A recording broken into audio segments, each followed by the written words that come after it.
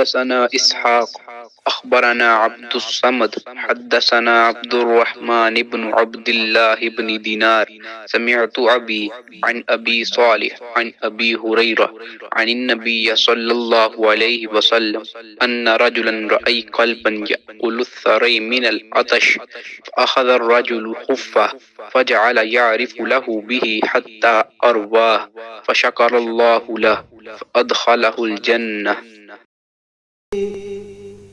تیری خاموشی بھی اذان، نیندیں بھی تیری رت جگے. آپ صلی اللہ علیہ وآلہ وسلم نے فرمایا، ایک شخص نے ایک کتے کو دیکھا جو پیاس کی وجہ سے گیلی مٹی کھا رہا تھا، تو اس شخص نے اپنا موزہ لیا اور اس سے پانی بھر کر پلانے لگا حتیٰ کہ اس کو خوب سیراب کر دیا.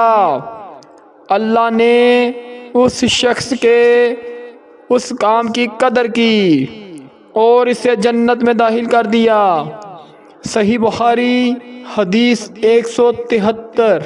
براق تیز راہ سائس جبریل امین، یا رحمت للعالمین.